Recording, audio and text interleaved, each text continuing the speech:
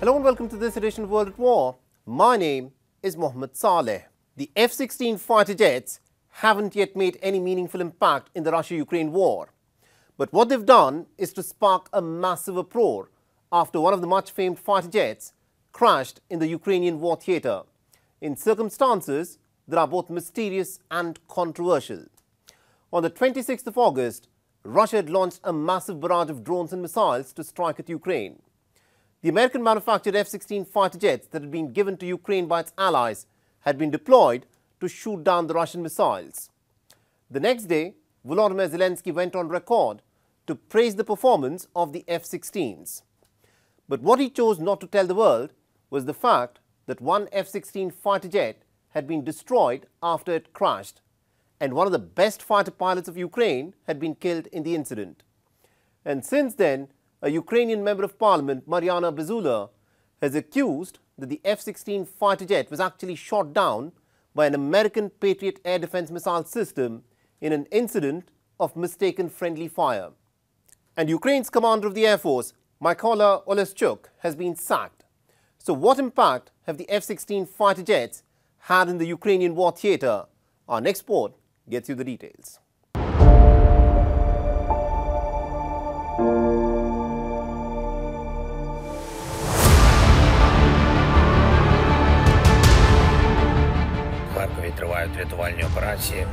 I have decided to replace the commander of the air forces of the armed forces of Ukraine. I am immensely grateful to all our military pilots, all engineers, all warriors of mobile firing groups, air defense units. All those who really fight for Ukraine for the result. And the same goes for the command level. We must strengthen ourselves and take care of people, take care of personnel, take care of all our warriors. Glory to Ukraine. Lieutenant General Mykola Oleschuk, the commander of the Ukrainian Air Force, has been shunted out most unceremoniously. We must take care of all our warriors, said Volodymyr Zelensky. In an ironic twist of fate, the top Ukrainian fighter pilot Oleksiy Mez, who went by the nickname Moonfish, who had lobbied hard to get the F-16 fighter jets for the Ukrainian defenders, died in an F-16 fighter jet crash. According to the Ukrainian Air Force, Oleksiy Mez had managed to shoot down 3 Russian cruise missiles and a drone before eventually his fighter jet crashed in circumstances that haven't been fully explained. Initial reports suggested that it may have been a pilot error that resulted in the F-16 crash, but Oleksiy Mez was one of Ukraine's very best fighter pilots. Later reports indicated that perhaps it was a technical snag or a mechanical failure that brought down the F-16 fighter. But the F-16 fighter jet is the American combat warhorse and one of the very best fighter planes in the world. An independent investigation is now being done to establish whether there was a technical failure in the F-16 fighter. But a Ukrainian member of parliament, Mariana Bezuglaia, was also the deputy head of the Ukrainian parliament's defense committee, in a scathing post on her Facebook account, has accused friendly fire from a Patriot missile defense system to have shot down the F-16 fighter jet due to lack of coordination. Questions have also been raised about the technical snag or mechanical failure theory. If the fighter jet had developed a fault, then Oleksiy Mez would have ejected himself out of the plane to save his life, but he did not. What we hear in this first report here probably indicates that the higher probability, despite what is being claimed, is that the aircraft was shot down, because this was one of Ukraine's, apparently from the reports, one of their best pilots that they had, a guy called signed Moonfish. And the thing came in the middle of this Russian attempt to attack the Ukraine side on I think it was on Monday. And you know, if it was just pilot error or if it was some mechanical problem, then the pilot would simply have ejected and lived. But since the pilot was killed, it makes it appear that the probability is that it was shot down, because it's a very difficult task, especially in a new airframe under fire, to be able to get out of that. Instead of being a silver bullet to turn the tide of the war, the F-16 fighter jet has crashed in a blaze of controversy. Ukraine wants more than 130 F-16 fighter jets to fight the Russian onslaught.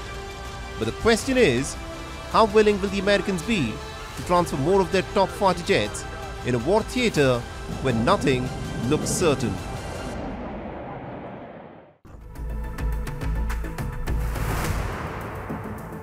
More than 100 people were killed in Pakistan's restive province of Balochistan when separatist militants launched coordinated attacks on Sunday night and Monday morning. The attacks, which largely targeted ethnic Punjabis, were the most widespread in years by separatists fighting for the secession of the resource-rich southwestern province.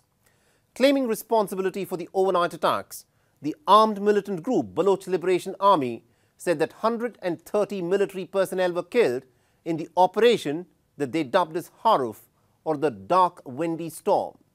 So how potent is the danger posed by the Baloch Liberation Army to the Pakistani state? And why has Pakistan failed so far to rein in the separatists? Our next report gets you the details.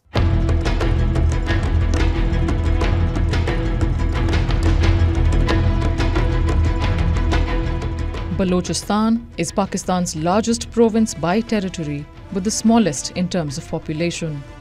Despite being blessed with mineral resources and vast reserves of natural gas, the province has remained the country's poorest, giving rise to a broader rebellion. The decades-old rebel movement blames the Pakistani government of neglecting its residents and unfair distribution of resources. Most prominent of these rebel groups in the southwestern Balochistan province is the Baloch Liberation Army. Last Sunday, the BLA, in a series of 6 deadly attacks, targeted security forces and took control of highways across the province. The deadliest of these attacks took place in the Rarasham area of Musakhil district, where reportedly between 30 to 40 BLA gunmen dragged out at least 23 people out of their vehicles, and after establishing their identities as Punjabi migrant workers, executed them. In Kalat district, 140 kilometers south of the provincial capital Quetta, the separatists targeted law enforcement personnel, killing at least 10, including 4 paramilitary officers and 1 policeman. And in Bolan district, southeast of Quetta, militants blew up a railway bridge, killing 6 people, including 4 from Punjab.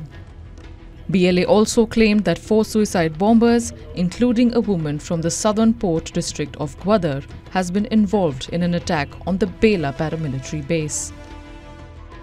In subsequent clearance operations, the Pakistan security forces claimed to have killed 21 terrorists. Balochistan's Chief Minister Sarfaraz Bugti, at a press conference on the next day, underscored the threat posed by the BLA.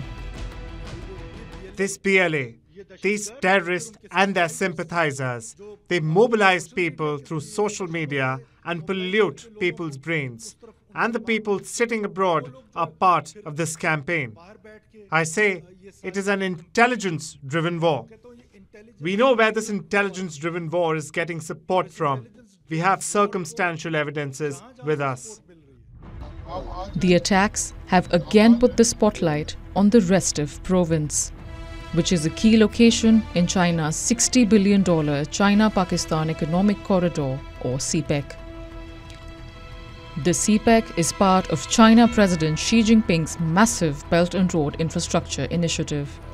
On Tuesday, Pakistan Prime Minister Shehbaz Sharif said that the attacks were aimed at stopping development projects that form part of the China-Pakistan Economic Corridor. China-Pakistan Economic Corridor. Terrorists want to stop China-Pakistan Economic Corridor and other development projects going on in Balochistan and other parts of Pakistan. The terrorists' main motive is to drive a wedge between Pakistan and China. With the targeted attacks on workers from Punjab and the multiple previous attacks on Chinese nationals and projects in the province, the separatist movement wants to jeopardize the development projects and send the message that outsiders are not safe in Balochistan.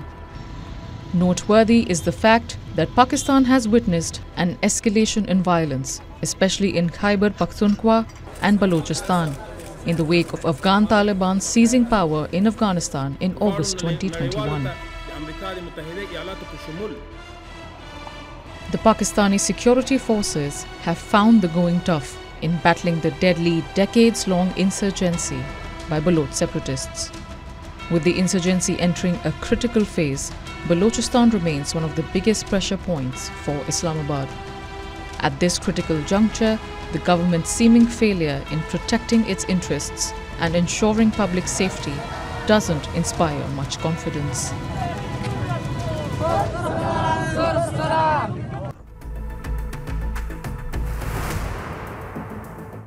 The Israeli Defense Forces have escalated their assault on the Palestinian-occupied West Bank this week. Early Wednesday morning, they began what they described a counter-terrorism operation in the northern part of West Bank. The Palestinian cities of Jenin, Tulkarem, Tubas and Nablus were targeted in the largest assault there in over 2 decades. At least 19 Palestinians have been killed so far in the raids. In addition to this, dozens of Palestinians, including children, have been imprisoned by the Israeli forces. So as the raids continue, the number of casualties are expected to rise significantly. Though the Israeli military launches daily incursions into the occupied Palestinian territory, what differentiates these raids is the sheer scale, as the Israeli forces that have raided the 4 refugee camps at the same time. Urging the Israeli forces to exercise maximum restraint, the United Nations Secretary General Antonio Guterres has called on the State of Israel to immediately halt its operations, saying that it is fueling an already explosive situation. Our next report gets you more details. Hundreds of Israeli troops, backed by helicopters, drones and armored personnel carriers, conducted a series of coordinated raids across 4 cities: Jenin, Nablus, Tubas and Tulkarem, early on Wednesday morning. It was one of the largest raids since the days of the Second Palestinian Intifada, or uprising, 2 decades ago. Israeli media reported that this could potentially be a days-long operation in the occupied West Bank, as the Israeli army carried out its biggest attack in years. Israeli Foreign Minister Israel Katz suggested temporary evacuation of Palestinians from areas in the northern West Bank. Understandably, the residents of these cities were gripped with fear and anxiety. Today, the Zionist plan or the Zionist movement has begun working on creating an environment that repels citizens from staying in their places of residence, in an attempt to displace people and drive them out from their homeland. This plan that is being executed now in the Al-Farah camp and other Northwest Bank areas is merely a continuation of what is happening in Gaza, a continuation of what is happening in Jerusalem, and a continuation of what is happening in the northern Jordan Valley and the confiscation of lands. In Tulkarem's Nur Shams refugee camp, the Israeli military killed 5 Palestinian fighters who were hiding in a mosque. Known among them was the commander of the Tulkarem battalion, Mohammed Jaber, also known as Abu Shuja. The military alleged that Abu Shuja was linked to a number of attacks on Israelis and was planning more. During raids in Tulkarem and Jenin, the IDF claimed to have apprehended 10 wanted suspects and recovered explosives and weapons. In Farah, the IDF said it killed 4 armed militants inside a vehicle. Condemning the raids, the Palestinian mission to the United Nations claimed that the Israeli military had invaded homes, deliberately targeted civilians, destroyed vital infrastructure, and even besieged the 4 main hospitals in the area. Reports of ambulances being stopped and checked by military jeeps parked around the government hospitals also surfaced. Unfortunately, in the operations it is launching in the north of the West Bank, the occupation army is clearly targeting medical crews and ambulances. The latest example is today in the Farah refugee camp, where an ambulance was targeted, the staff were forced to come out of the car and the director of our center in Tubas was beaten. Access to the refugee camp were blocked and Palestinian phone networks were also disrupted, since Israel's war with Hamas militants began in Gaza nearly 10 months ago. Israeli troops or settlers have killed more than 650 Palestinians in the West Bank. Israel's military assault has been widely condemned and some settler groups have been sanctioned as well. But increasingly, it appears that Israeli forces are executing a strategy with the intention of reminding the Palestinians of their ultimate power and control over every aspect of their lives.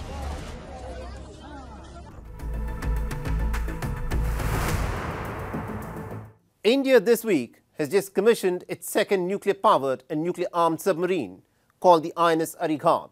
And with this, India has further strengthened its nuclear triad capabilities.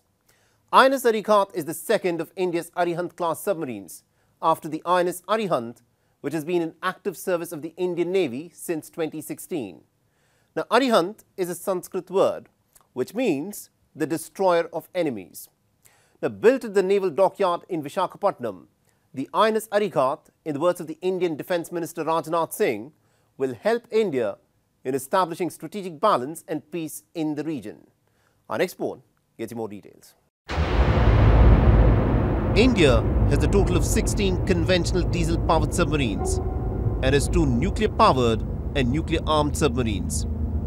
The latest edition, INS Arighat, was commissioned into active service on the 29th of August in the presence of the Indian Defence Minister Rajnath Singh.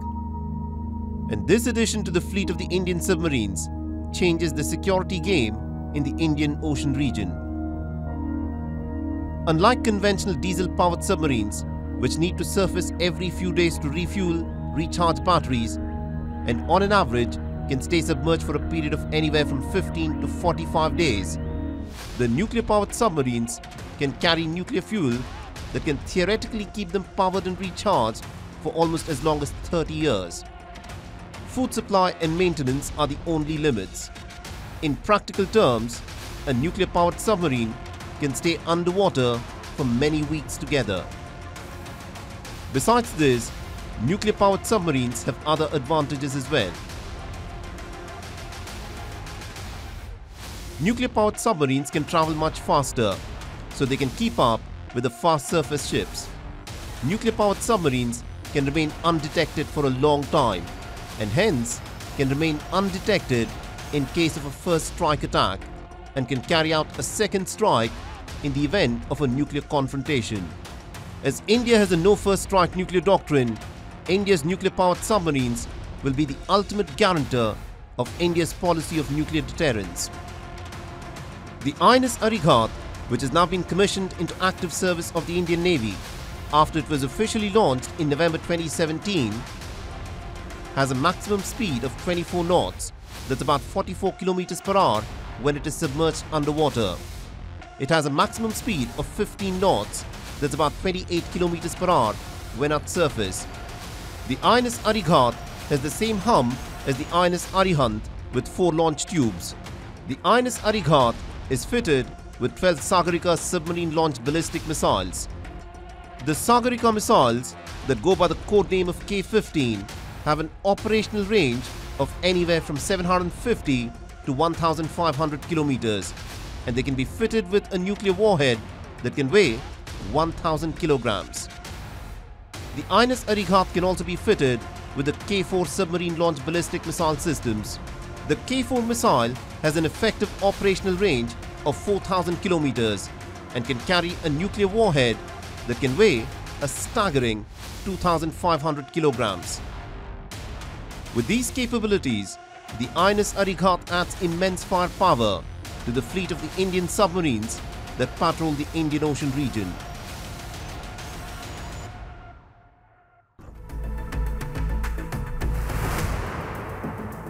The troubled West African nation of Burkina Faso has suffered yet another major setback in its fight against terrorists, when nearly about 200 people were killed and more than 140 others were wounded by suspected jihadists outside the Burkinabe town of Barcelago on the 24th of August. The latest attack in a long line of deadly attacks was carried out by an Al-Qaeda-linked armed group called the Jamaat Nusrat al-Islam wal-Muslimin. Reportedly, 50 to 60% of the country's territory is now outside the ruling military government's control. The JNIM continues to advance and seize swathes of territory. The military government, which toppled the civilian government in a coup d'etat in September 2022, has so far failed to solve the security problem that is plaguing the Sahel region. Our next poll gets you more details.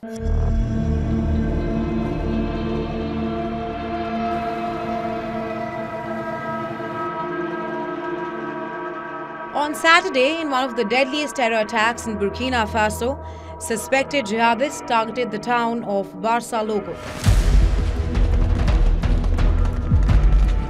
Reportedly, by Friday, the government was aware of an impending attack. And as a preventive measure, they had called on the reluctant civilians to assist the military in digging trenches to stop the invading fighters. The trench digging was still in progress when the fighters arrived and opened fire. Women and children were among the hundreds killed. Scores of wounded were rushed to healthcare facilities in the city of Kaya, around 40 kilometers south. After the attack, several soldiers are reportedly missing. In addition to this, a military ambulance and weapons were seized by the jihadists. Jamaat Nusrat al-Islam wal Muslimin, the group responsible for Saturday's attack, was formed in 2017. At the time of its formation, JNIM pledged allegiance to Al-Qaeda, and it aims to establish an Islamic caliphate across the Sahel region while expelling Western-influenced governments. Its initial operations took place in neighboring Mali before expanding to Burkina Faso and parts of Niger. Over the years, its members coming from Sahel countries have blended in with the local Burkinabe population, thereby making the job of the Burkina Faso army even more frustrating. Kidnappings for ransom, taxing locals, and smuggling of weapons are some of the activities the group indulges in for funding. Since its inception, JNIM is the most active armed group in the Sahel, responsible for more than half of the violent events across the region. According to the Global Terrorism Index, Burkina Faso has the dubious distinction of being the #1 most terrorism-affected country in the world this year, unseating such war-ravaged countries as Afghanistan and Iraq for the first time in 13 years. Last year, nearly 2,000 people were killed in 258 terrorist attacks in Burkina Faso. That accounts for a quarter of all terrorist deaths globally, up 68% from the previous year. Over 2 million people have been displaced by what has now been billed as the world's most neglected crisis.